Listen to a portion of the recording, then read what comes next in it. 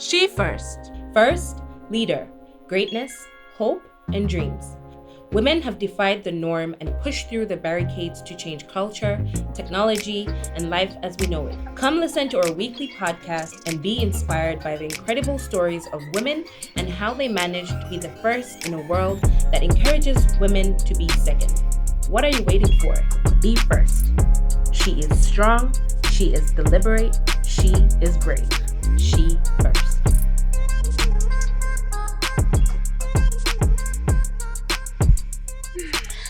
Hello, everybody. Thank you for joining us again in another episode of the She First podcast. I am so excited for today's conversation. We have an amazing young lady with us here, a very good friend of mine, sister at that, Melissa. And we're going to explore on how amazingly strong, deliberate, and brave she is, as we are known for on this show. All right. So, Melissa, take it away. Tell us a little bit about yourself, how we met, your names, just a little bit of who you are as an individual. Right. Firstly, thank you so much, Alice Mary, for hosting me on this amazing podcast. And for those that are listening in, my name is Melissa Namara. I am originally from Uganda. I come from a single parent household, and we are 3 children, being the firstborn and only girl. And I met Alice Mary back in 2015. Funny, I actually don't even remember how we Physically got to met? connect. No, I remember we met in the cafeteria, but I don't remember how we physically, I don't know how we connected. Wow. That part I don't remember. I can see that being, because we just clicked and just started talking. Let me tell you, at that particular point, let me be honest, guys. So I was going through a phase. I was very homesick, being that it was my very first time being in Canada. I remember it was really cold and I didn't like the weather. So I remember being very homesick, and when I met Alice Mary, it was like a breath of fresh air, because it was that sister that I never had. And I was like, man, where have you been? There was that connection. And in spite of how long she had been in Canada, she still had that, touch of home, that feel of home. So we instantly, we instantly connected, and I loved it. So yeah. Nice. Awesome. I think I remember the first time I saw you. How did I see? How did we actually start talking? It was trivia. There was something happening in the cafeteria. At school. Yes. And then you... Me, I talk to everybody. I literally talk to everybody. And especially if I see a black girl, I'm like, so what's up? Hi. And then she sounded Ugandan. And I'm like, yo, what's going on? But it was nice. It was fun. And I'm glad we met because, we've had our ups and downs, but it's good. And friendships are like that. You have ups and downs. That's true. All right. So you tell us a little bit about yourself. So, career-wise, life-wise, are you a mother? Are you where are you in life as an individual? Just a little bit of your growth and where you are as a person. You did mention you come from a single household. You did mention you came here and you are homesick. What does that look like, if you don't mind just walking us through?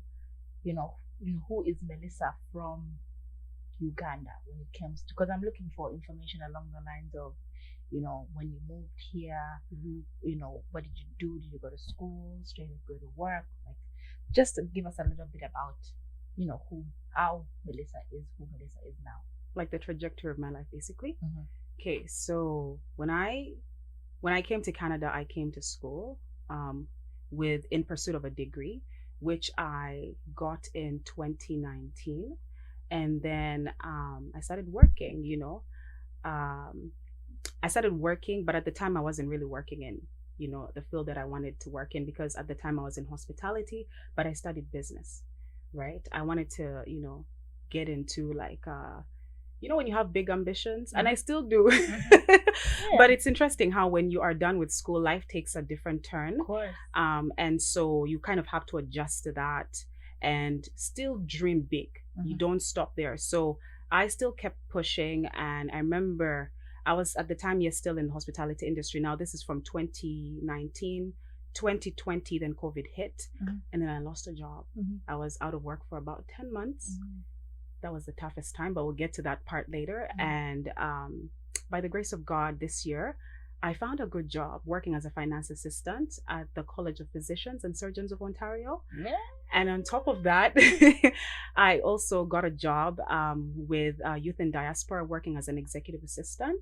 So that in itself as well has given me exposure in the business world, given me ample time to, get to know people, network, and also grow my brand as Melissa, right? But on that, so I think that's like the career side of things. On my other lifestyle side, I'm a single young lady. Very beautiful. For those watching the video, you can see. Very single. I'm a single young lady. And I love the Lord so much. Anything about God, I am right there. I love growing. I love learning. I think really life is amazing if you just allow yourself to explore it and go through it. You'll be amazed at the kind of person that you will become.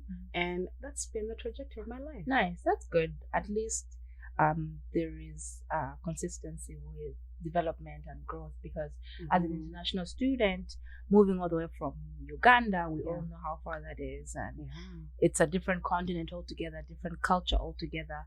But moving here and settling in and figuring stuff out, doing school, for those that know, international tuition is not, small money, especially coming from a single parent household. That is big, right?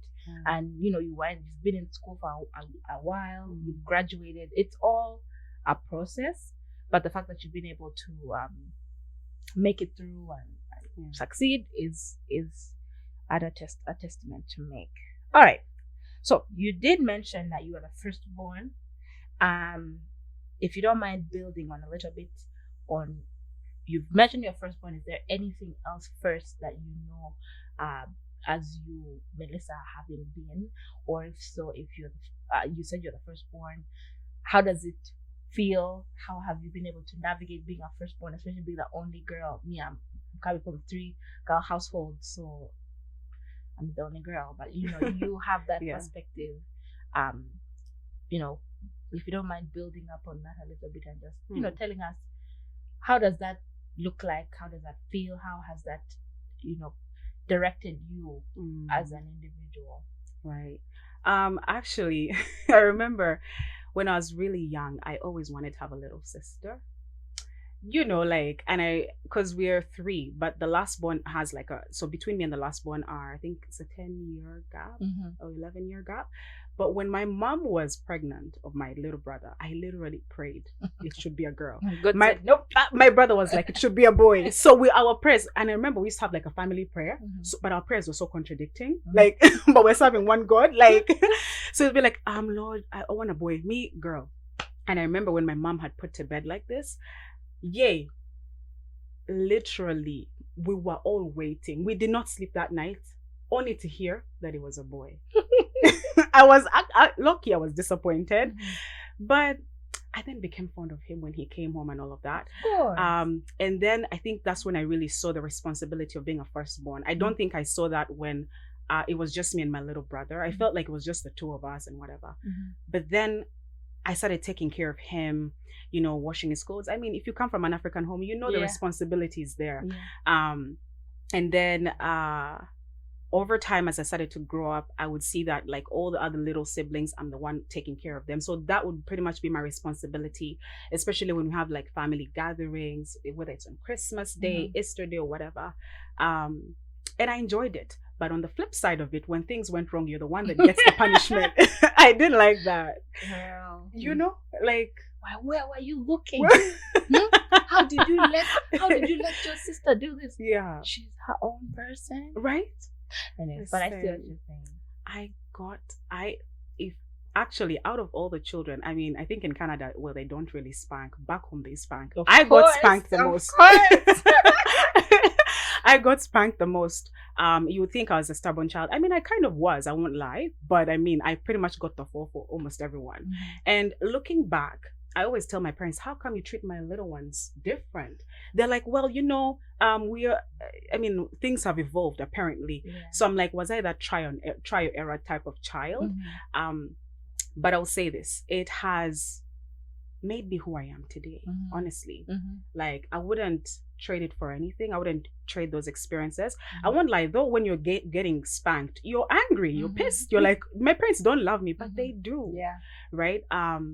And that has taught me how to be responsible. And I think coming to Canada, first of all, having no family, like direct family, and being able to take care of myself, yeah, that has come a long way. And I know because it's deeply rooted from the roots, and because my parents planted those seeds when I was still young, you know, that is what has made me to, you know, become the woman that I am today. And so to, I think, answer the other questions that you had, where have I been first, aside from being the firstborn, first person to graduate in the household? Pretty much that. And I think the first person to pretty much, like, you know, travel, experience life, because now my, like, the little ones are looking back and they're like, okay, what can I do? What, you know, should I get into this career line? Should I get into that? So pretty much they look up to you and they also start asking those questions. But that's pretty much what it's been like. Just to touch on the try and error, I think, and growing up now and being like a grown up and, you know, looking at getting married and having kids, I understand my parents better now, because you're a first-time parent. I'm sitting here thinking about my own children and what I'll do. How are we punishing them? So many things. And I'm just thinking about it as a first-time parent. There's so many things you don't know and you're trying, but you want the best for your kid. Because I went, I think, 4 nursery schools before they found one for me.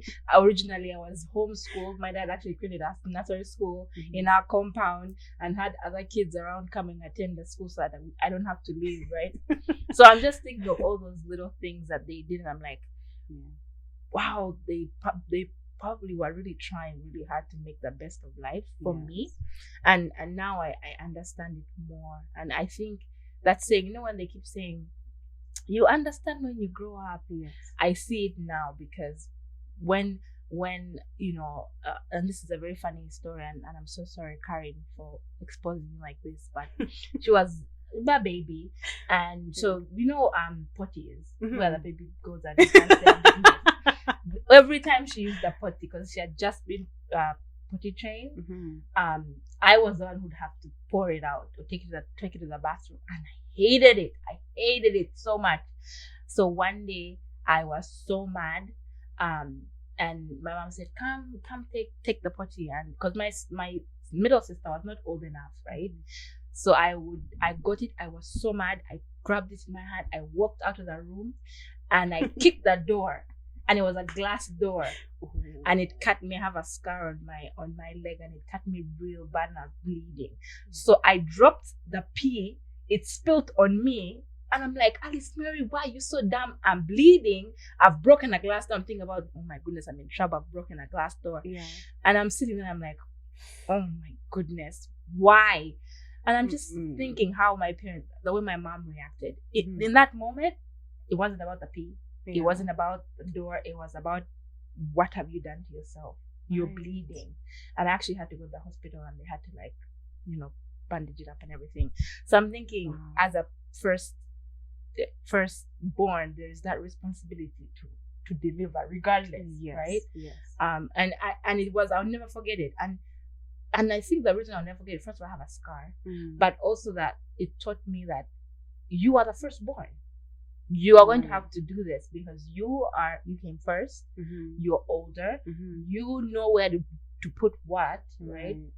So I understand my parents now, especially now that it's so funny how the switch changed my head after the whole, like, my goodness, my parents, they treated me like this, Now I'm like, okay, now I see. There's some things I might not do because I just don't think it was right. But I definitely understand how I was parented, because, you know, like you said, it makes you the person you are now.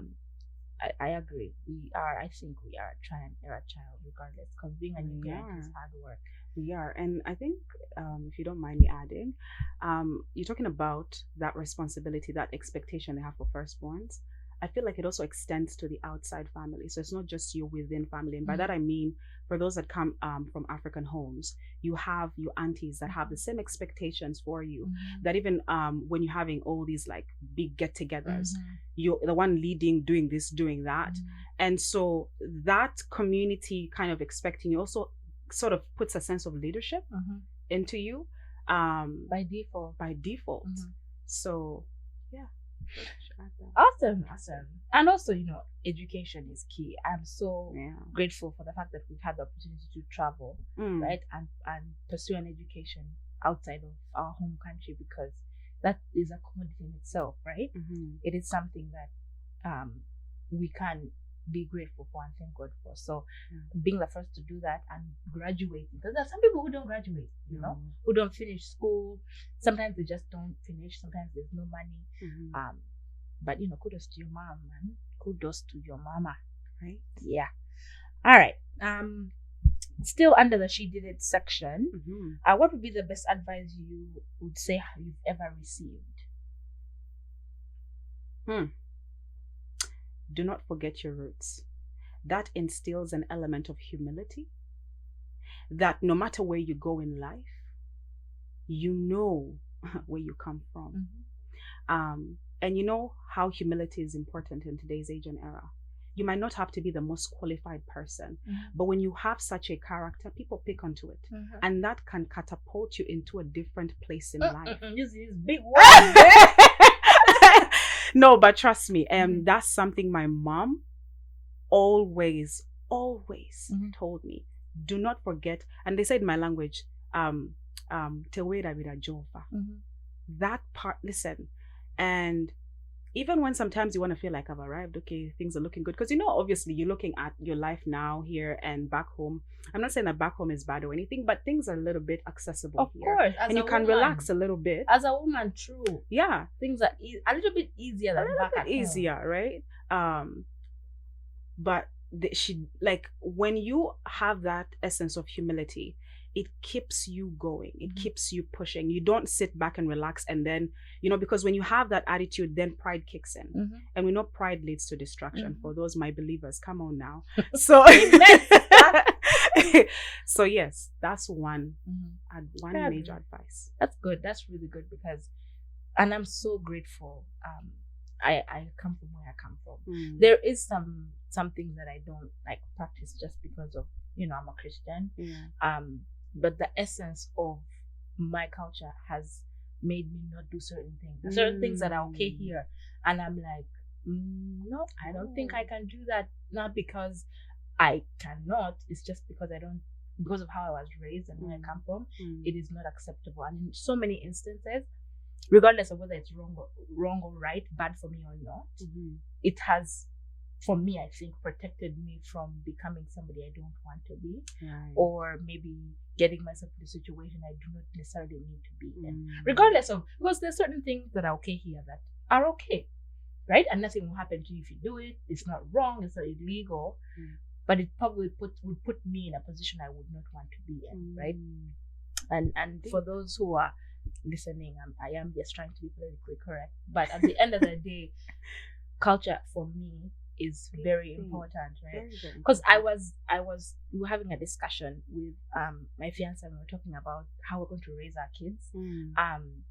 And there are certain things that for him he doesn't mind, he doesn't care, and for me it's like, no, we have to do this. Like, this is something we have. It's like, okay, if we don't do it, that's fine. We need to try. And I'm like, okay, yeah, we're going to do it, and it still stems down to culture, because whatever children we will bring to this earth will be blessed to have two sets of culture, right? From two different parts of the world, which is, I think, a blessing. Some people might not really understand it, because some people would really prefer to have everything to stay within, and that's fine as well. But when it comes to having children that can identify to two different cultures, I think it's a blessing. I think it helps with wisdom and understanding, to understand other people, how other people function. So that's saying that you did mention is really, really heavy and deep, because we know there are certain things that we can't do. But certain things, it's like, I can't do it. I'll feel off. I'll feel weird. But at the same time, I'm where I am because of the decisions I've made. Oh yes, right. Yeah, nice. That was good. I'm glad we could expand on that. All right. If you could mention 3 people who have been the most influential to you, who would you mention? I know 3 is probably little. Yeah, it is. But the reason I put 3 is just because I do not want you to feel obligated to mention everyone. First of all, we don't have the time for it. But also, I think it's important that those 3 people that shot into your mind as soon as I ask that question are probably the most influential. Regardless of how much you'd want to mention other people, when I first asked that question, there must have been at least 2 people who kicked into your mind immediately. Yes. That you can expand on. Ooh. Pause.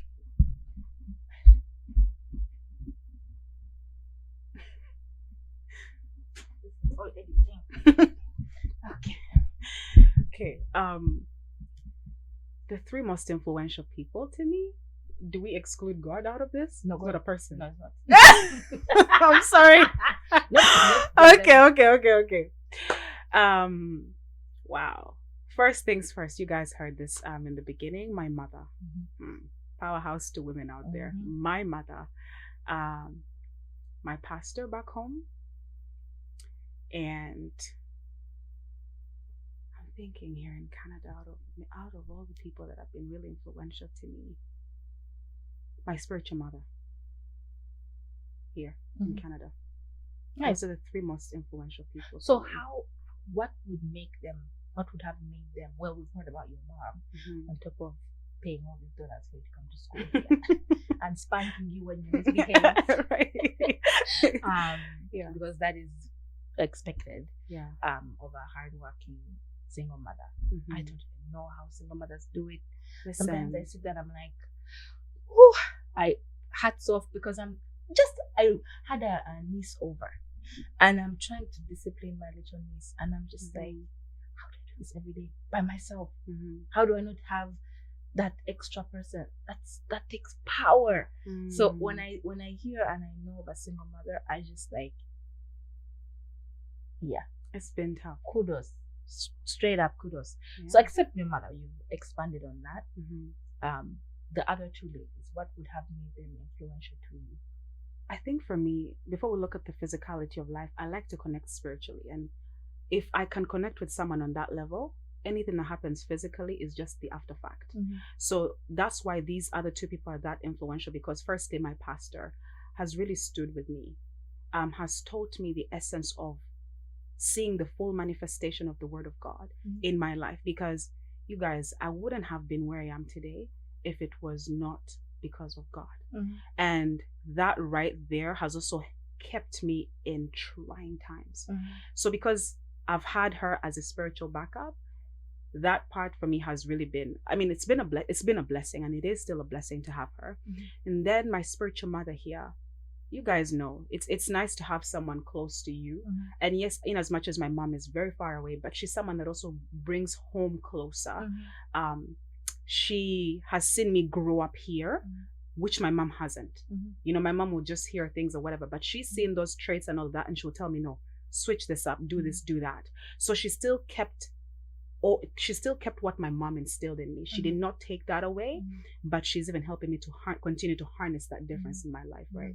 So that's and she has seen you as a woman. She's seen me, as a grown woman, because you've been here how many years now? 6 years now, right? That's a huge chunk of your life growing into a woman. And your mom, is your mom. You talk every day, but you're not there with her. I completely agree with the whole having that person here. My person is Uncle Dave, the famous Uncle Dave. That man he's been my dad. He's been there for me. His heart. Right? He's still there for me. He still calls me and says, Alice Mary, why don't you call me? I need to talk to you. I need to tell you how you're doing.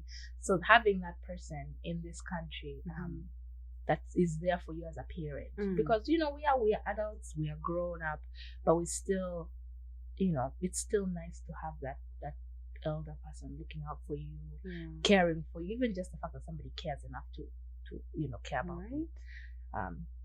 Nice. All right.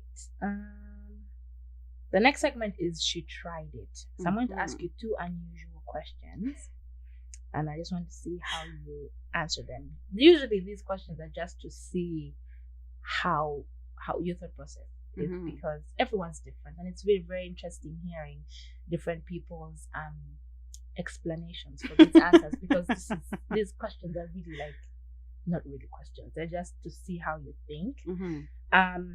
If you could sell hot chocolate in the hottest country in the world, what would you do? How would you do it? Hot chocolate in the hottest country in the world. It's hot, piping hot chocolate. So I'm thinking like what, Dubai? Like Dubai, or like. So firstly,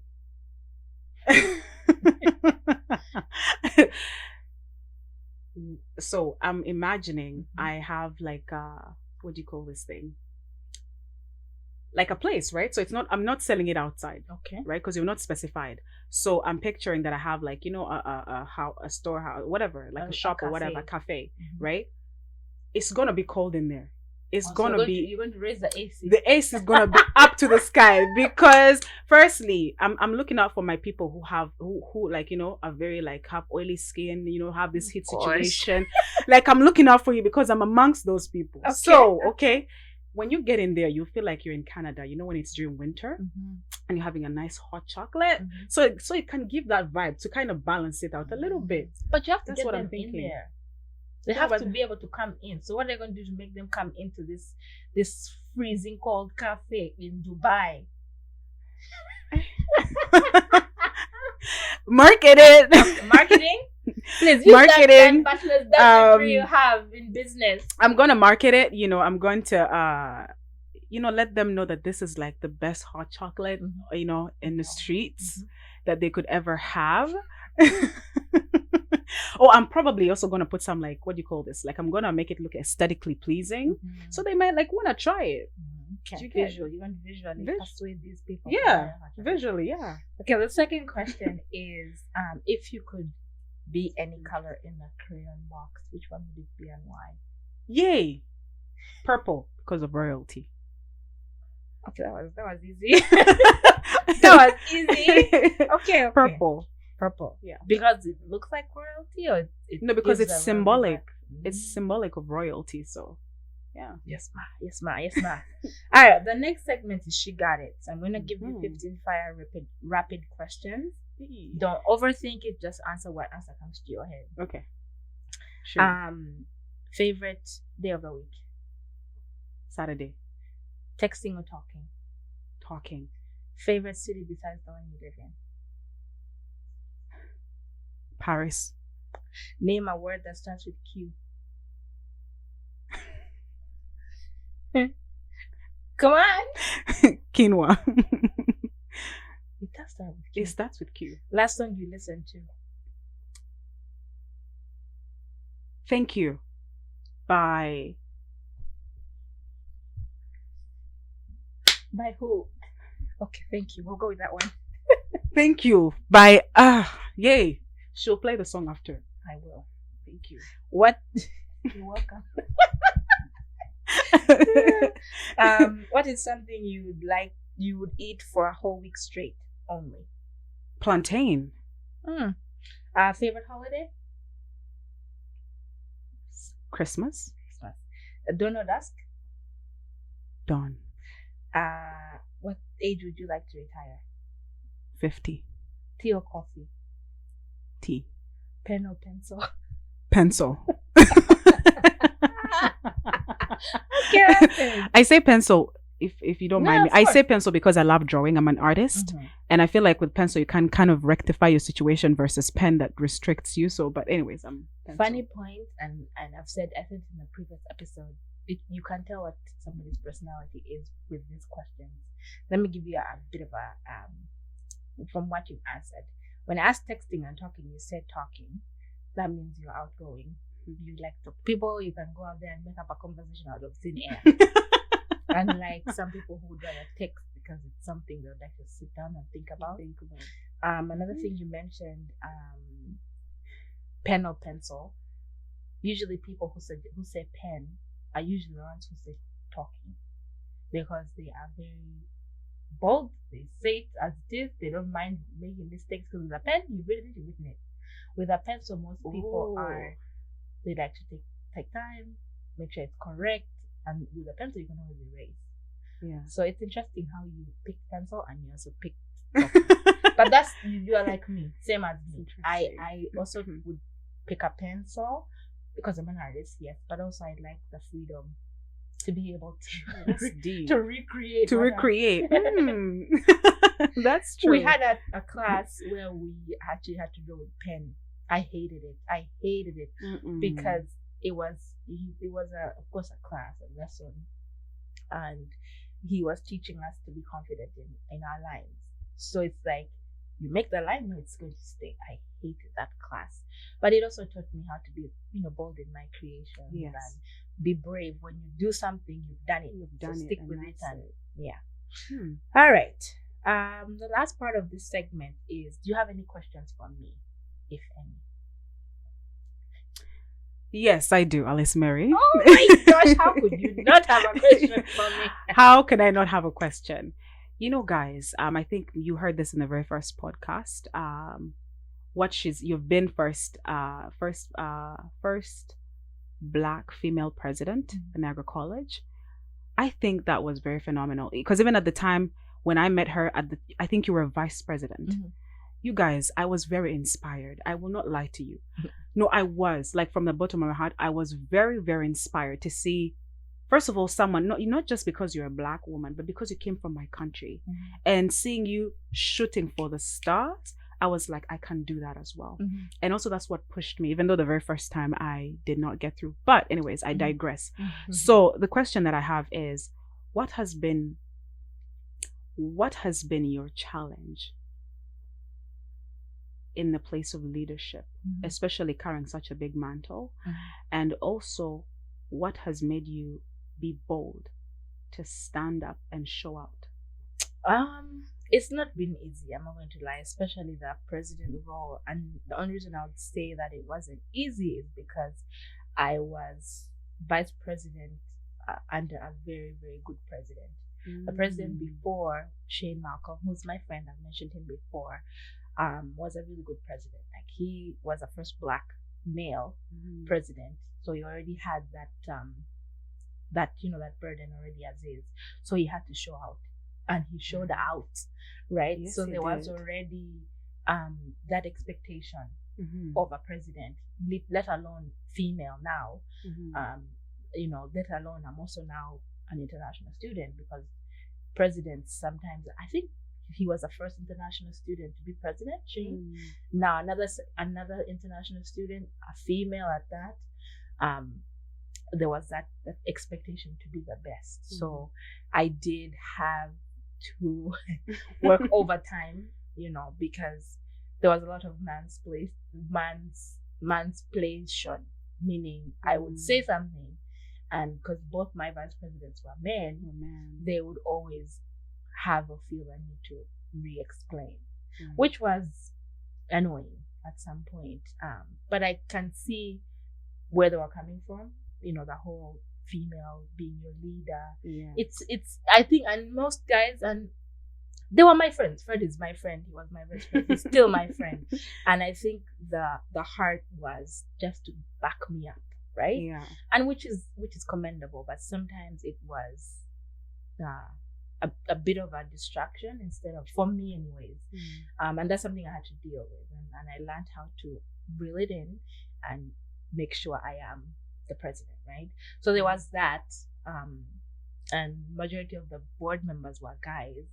So there was a lot of testosterone, but at the same time, it helped me learn how to stand my ground, not overthink things. Because sometimes, personally, I know myself, I sometimes overthink, but it put me in a position to learn how to, make decisions, face the consequences, and move on. So those were some of the challenges I faced. I don't want to call them really challenges, because I learned from them, and they made me, as a vice president, because to be president, you had to be vice president. As a vice president, I had to practice. When I got to president, it was a full-time role, there was a lot of things I had to, work on and change. Even my visual appearance. I was a very, low-key, shorts, t-shirt type of person, but now I'm meeting with mayors and MPPs. I had to adjust my outfits. just to look a little bit more presentable. So Wow. those are things that had to be done. Mentally, I'm one person. If I can go for the highest of heights, I'm going. I don't care how I'm going there. I don't know if I'm crawling up there. If I can get there, I am going. Shooting for the stars. Right? So when I did vice president for 2 years, first of all, it was a good experience. I liked it. It was fun. I was helping people. It was a little bit like politics, but not really. And I've always wanted to be, a leader in that ranking. But sometimes when I look at politics, I'm like, I don't really want politics. But this was sort of like it, but not really. So I liked it, and I liked the aspect of creating change and helping. Wow. So I'm like, how am I going to do this in the highest next step, which was president? So I'm like, I'm going to do this. I'm going to do this. I'm going to do everything I need to do it, and I did. And I think that's probably because of the expectation to be my best self. It is it's an unspoken thing that comes as being a firstborn. You always are shooting for the stars, making sure you're better, because I'm thinking I need to be really good, because if my sisters want to come here, I need to give my parents a good reason to send my siblings here, right? I don't want them because I've had friends who've come and failed. They spot that tuition and they went back home, and that ruined any chances for their siblings to come through, because the parents are like, we're not doing this again for So I had to make sure that I know my sisters are nothing like me. When Karen came, she's like, I'm not doing that. I volunteer, and I used to bring her to all the events, but it also gave her more push to be more than who she is, which she's shy and quiet, but she still volunteered, came out, and did stuff. So I just decided I'm not going to say I had a dream or anything. I just said, you know what, and it was a good opportunity for me and my immigration status at that time.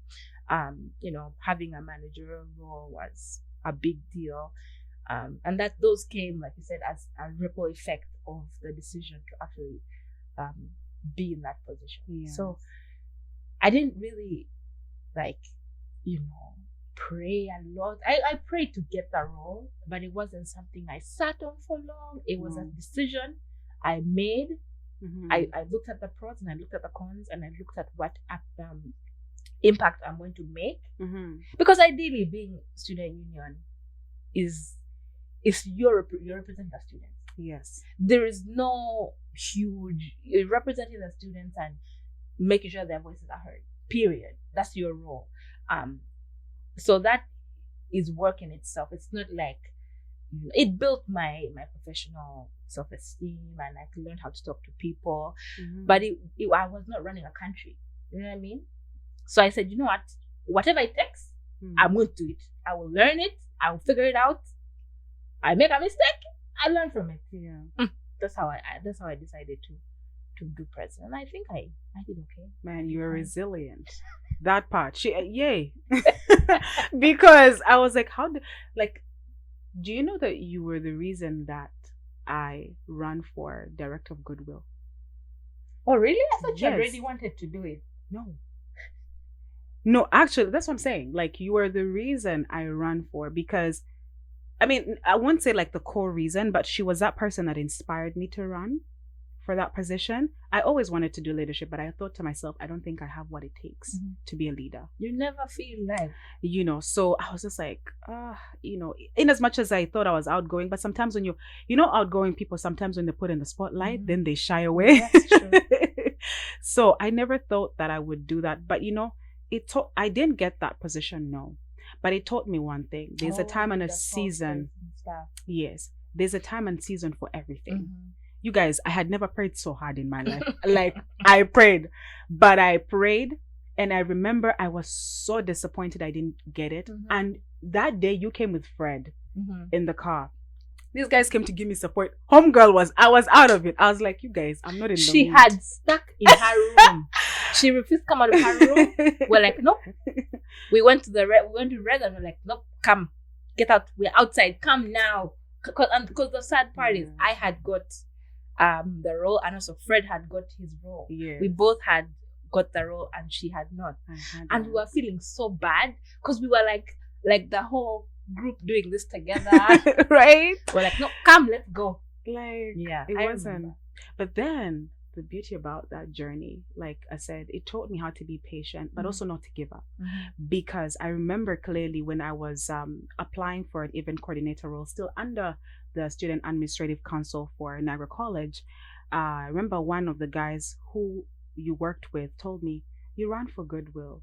Why are you running again? It's pointless." I said, "I'm going to run. And if I don't get it, at least it should not be said of me that I didn't try." But I got it, right? And funny thing is, they created the position the minute that my term was done and my contract was done with them. They closed the position. But you see how God works. Yeah, it was yours. It was created for me. It was meant for me. And when my time had come to an end, that position was never opened up again. But guess what? Here I was expecting for something which I thought was big, yet God had something bigger. Because this position got me traveling.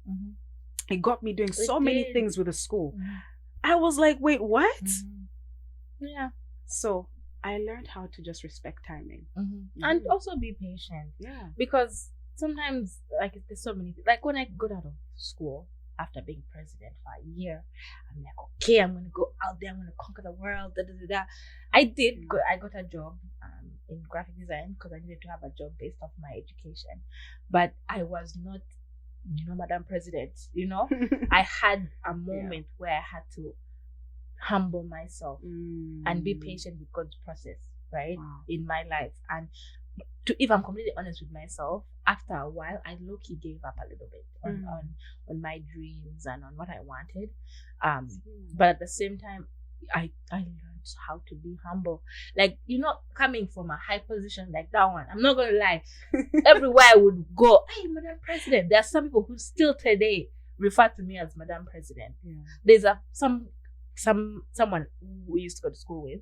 We met in the store. I think 2-3 weeks ago. And it's like, hey, Madam President. And I'm looking at this person, I'm like, who are you? Who are you? I'm so sorry, who are you? But I'm like, oh, hi. It's like, how are you? And it's like, funny enough, I don't even know your name.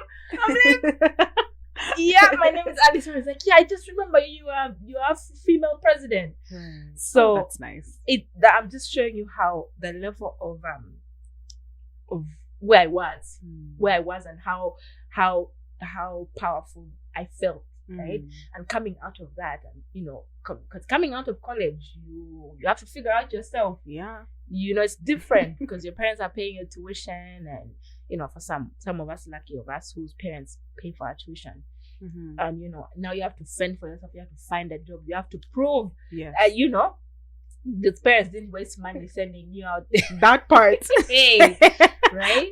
So it's different, and not everybody's looking at you with, okay, Madam. Everyone's looking at you like you're regular, right?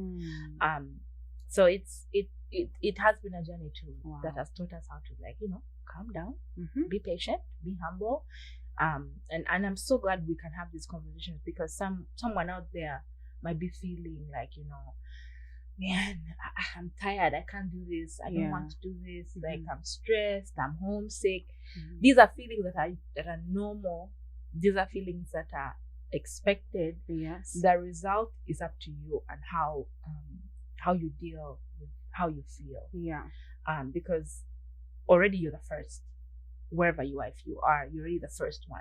Yeah. You've already, cut through boundaries. You're already trying to prove people wrong. But at the same time, you don't feel strong enough to do whatever needs to be done. I'm glad we can just open up and talk about that. That's a thing, and that's fine. And just to know that it's conquerable. It is. For lack of a better word, it is something that will pass because it will pass. And if you're diligent enough and strong-willed, you will succeed. Period. Definitely. All right. The last part of this segment is give us the tea. If you could give your younger self, advice in one sentence, what would it be for any listeners out there who either younger, in a position of weakness, what advice would you give yourself, let's say, right before you came to Canada? What would it be? In spite of how society might look at you or picture you, you're made different. One thing I would say is harness that difference in your destiny, because if you don't, you will not get to that place that you desire to be, let alone God desires you to be. So that's one sentence. Harness that difference in your destiny. Do not stop for anything. Mm-hmm. If you need to take a break, take a break. Mm-hmm. But look at life like it's a process. Mm-hmm. So one step at a time thing. Don't be too hard on yourself. Mm-hmm. So yes, harness that difference in your destiny. Mm-hmm. That would be the one sentence I would tell myself. That is deep, because and I'm so glad that your advice is along the same lines as some of our previous guests. It's the same. It's literally the same thing said differently, because we sometimes worry, and I don't do this, I can't do this, I don't know how to do this. You probably don't know how to do it because you're going to do something else better. Yeah. So that's deep. Thank you for that. You're welcome. All right. We have come to the end of our amazing podcast. I wish we did not have to stop talking, but Right. we have other things to do. Yes. If you have any shout outs, any social media that you want to put out there, if anyone wants to talk to you, do you have any social medias or anything you want to put out there for our listeners, or any way that somebody can maybe contact you? How would you, if you are able to? Yeah, definitely. You guys can find me on Instagram. My handle is I am Melissa, single L double S _ NK. Or you can find me on Facebook. I don't know who uses Facebook these days, but I still do. I still do. Yeah. And it's just Melissa Namara, as you hear it. And yeah. Awesome. I'll put all that information in the description of this episode. Yeah. It was amazing. I'm so glad we had this conversation. Yes, it was. Who knows, we might have you back. We might have a remix. Yes. But I'm so glad we could talk today. Yeah. And thank you so much for your input, for your insight. Mm-hmm. It was very, very informational and helpful. I appreciate that. Thank you for the time. All right. Thank you. Thank you.